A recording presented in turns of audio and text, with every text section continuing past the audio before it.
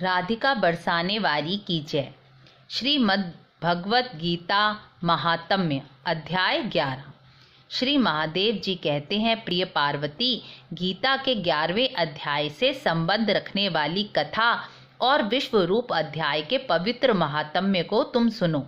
हे पार्वती, इस अध्याय के महात्म्य का पूरा वर्णन तो किया नहीं जा सकता। इसके संबंध में हजारों कथाएं हैं। उनमें से मैं तुम्हें एक सुनाता हूँ। प्रणीता नदी के तट पर मेघकर नाम का एक बड़ा नगर है। उस नगर में सुखी, शांत, सदाचारी और जितेंद्र मनुष्यों का वास है। उस नगर में मेखला नाम का एक महान तीर्थ है। वहाँ जगत के स्वामी भगवान नरसिंह का दर्शन प्राप्त होता है। मेखला में स्नान करके मनुष्य बैकुंठ को प्राप्त होता है। जो मनुष्य मेखला में भगवान गणेश जी का दर्शन करता है वह सदा विघ्न बाधाओं से पार हो जाता है। उसी मेघकर नगर में एक श्रेष्ठ ब्राह्मण रहा करते थे। वह ब्रह्मचारी, अहंकार से रहित और जितेंद्रिय भगवान वासुदेव के शरणागत थे। उनका नाम था सुनंद। वह गीता के 11वें अध्याय विश्व रूप दर्शन का नित्य पाठ किया करते थे। इस अध्याय के प्रभाव से उन्हें ब्रह्म ज्ञान की प्राप्ति हो गई थी। वह सदा जीवन मुक्त योगी की स्थिति में रहते थे। एक समय उस महायोगी सुनंद ने गोदावरी तीर्थ की यात्रा आरंभ की। ब्राह्मण सुनंद अनेक तीर्थों की यात्रा करते करते विवाह मंडप नगर में पहुंचे। वहां उन्होंने प्रत्येक घर में जाकर विश्राम के लिए स्थान मांगा, परंतु कहीं भी स्थान नहीं मिला। इसलिए वह गांव के मुखिया के पास गए तो उन्होंने एक बहुत बड़ी धर्मशाला दिखा दी। ब्राह्मणों सहित ब्राह्मण अंदर जाकर धर्मशाला में विश्राम करने लगे।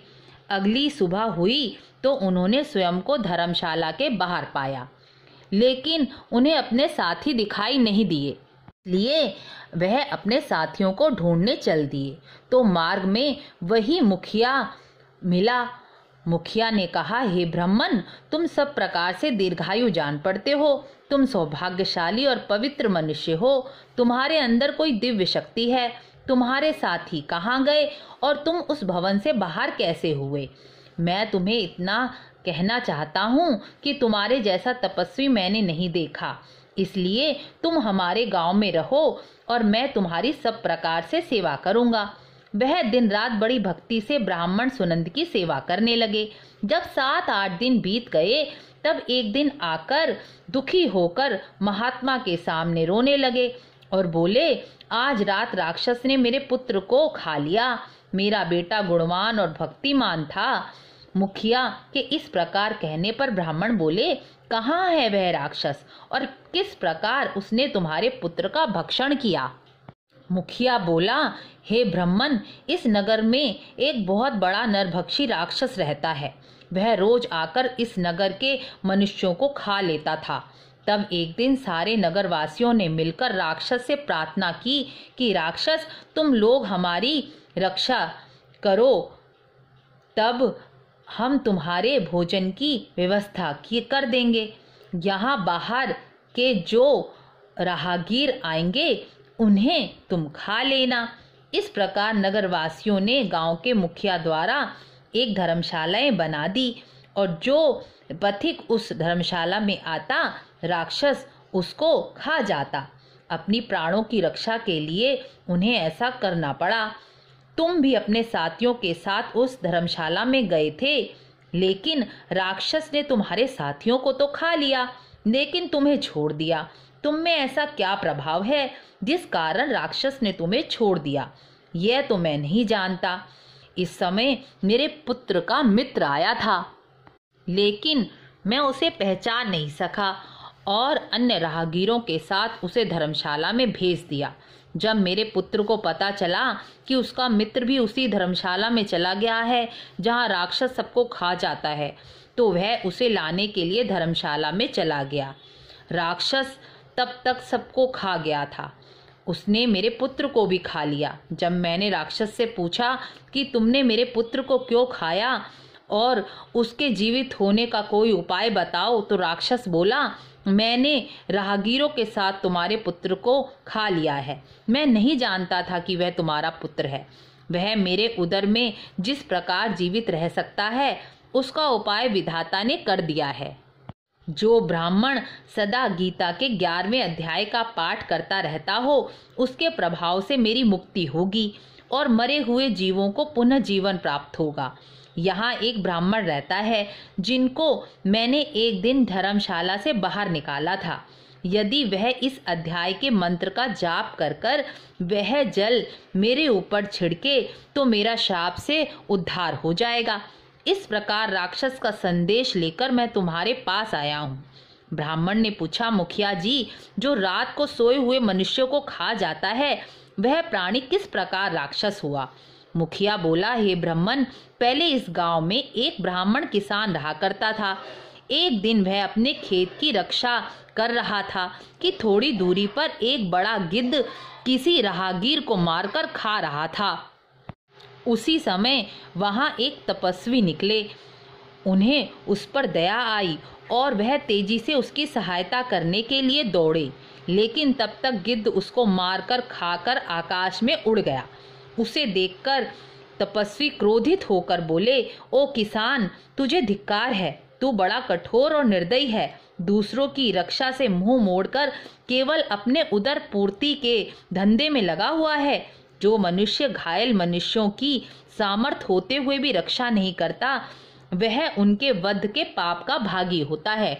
जो शक्तिशाली होकर भी चोर आदि के चुंगल में फंसे हुए ब्राह्मण की रक्षा नहीं करता वह नरक में पड़ता है और पृथ्वी पर भेड़िए की योनि में आता है। भयभीत मनुष्यों की अपेक्षा करने से पुण्यवान मनुष्य भी समय आने पर कुंभी पाक नरक में पकाया जाता है।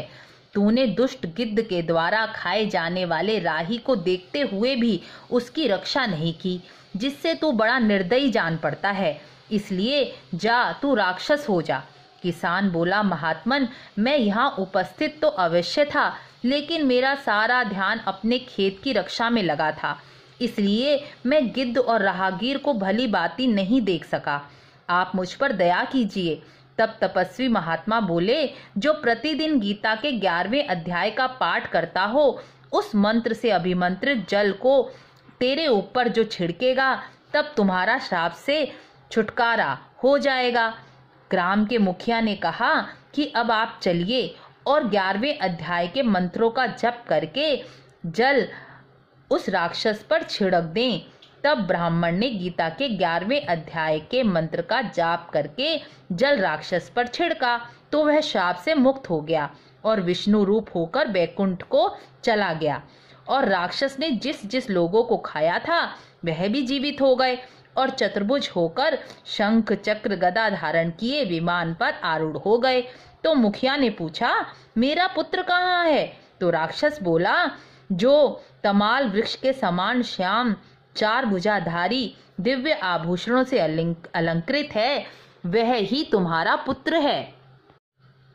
मुखिया ने उसे जब अपने घर ले जाना चाहा तो पुत्र बोला, मुखिया जी, कई बार तुम मेरे पुत्र बन चुके हो। पहले मैं तुम्हारा पुत्र था, लेकिन अब देवता हो गया हूँ। इन ब्राह्मण देवता के प्रसाद से मैं बैकुंठ धाम को जाऊंगा। देखो, यह राक्षस भी चतुर्भुज होकर दिव्य रूप धारण कर बैकुंठ को जा रहा है।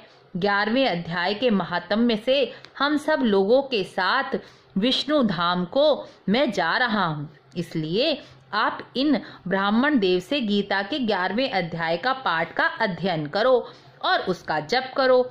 इससे तुम्हारी बुद्धि भी उत्तम होगी और तुम्हें उत्तम गति प्राप्त होगी, इसमें जरा भी संदेह नहीं है।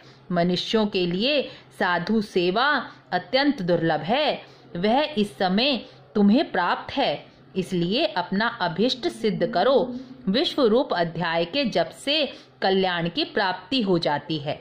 श्री कृष्ण नामक ब्रह्म के मुख से कुरुक्षेत्र में अपने मित्र अर्जुन के प्रति जो अमृतमय उपदेश निकला था वही विष्णु के परम तात्विक रूप है।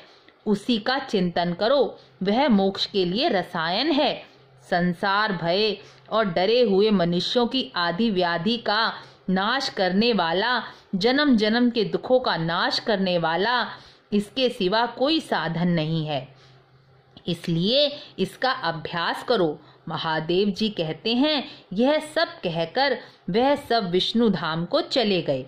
मुखिया ने ब्राह्मण के मुख से गीता के 11वें अध्याय को पढ़ा। फिर वे दोनों उसके महात्म्य से विष्णु धाम चले गए। इस प्रकार पार्वती 11वें अध्याय के महात्म्य का पाठ सुनने से महान पातकों का नाश हो जाता है।